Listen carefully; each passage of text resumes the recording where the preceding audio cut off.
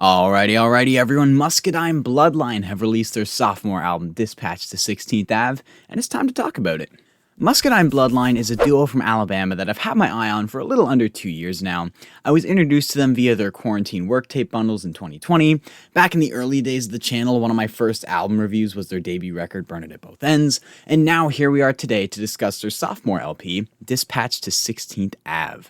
Going into this thing, it's not that I had super lofty expectations, but especially when you're talking about albums with shorter track lists like this one, the room for error grows smaller and smaller.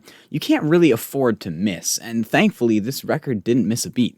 From start to finish, this record is packed with charisma, character, and some really clever concepts and ideas.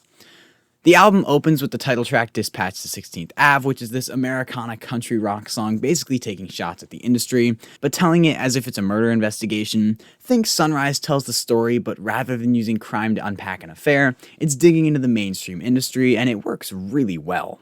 The song talks about this young 19-year-old moving to Nashville for the love of music, not the search of money, but because he wouldn't comply or compromise his sound to please the big record labels, they end up using their power to just bury the kid and kill his career before it can begin. It's another murder on Music Row because he didn't want to sing songs somebody else wrote. I love throughout how Gary plays the role of an investigation officer at the scene, calling for dispatch to 16th Ave, giving a description of the suspect who is believed to be a record man hell-bent on changing his sound.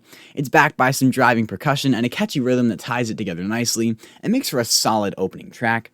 From there we transition into My Side of Town, which doesn't really play a part in the concept side of the album, but definitely has one of the catchier hooks and is still a solid breakup tune. But then we get into Dead on Arrival and Hung Up on You, which both return to these running themes of crime and the investigation side of things. Dead on Arrival being the brute banger of the record.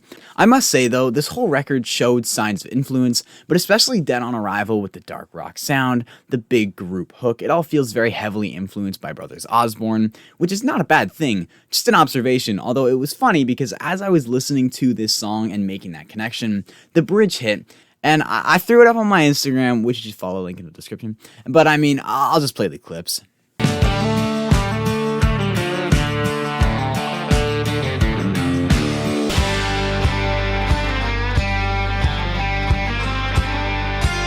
We then transition into Hung Up on You, and speaking of transitions, I do want to applaud the transitions between most of these songs. They are absolutely seamless. You don't even realize the next song has started until the vocals come in, and you're like, wait, this isn't the same song. It's definitely something you see more of outside of country, but to see someone in here do it is so cool because it adds this unique cohesion that just brings everything together and makes it feel like one big piece of art. And then as for the song Hung Up on You, I like the double meaning when talking about how ever since he hung up on that girl, he's been hung up on that girl. From there we progress onto the back half of the record, and I must say, though I don't consider any of the songs bad, I actually think they're all solid, I do think the focus of the album gets a little lost. The themes of crime and death become a little more sparse, also the seamless transitions are no longer there. Just in general, it feels a little more muddy, whereas the front half feels deliberate, laser-focused, and perfectly executed. But as I said, the songs themselves are not bad in any way. I find the fifth track, Southern, a super pleasing, soft little piece of hometown pride, talking about the true morals of a Southern man, even if it goes against what the outside chooses to believe. Dying for a Living is a short, quick-tempoed bop with some fun energy that also brings back the subtle hints of death and also returns to focusing on the music industry.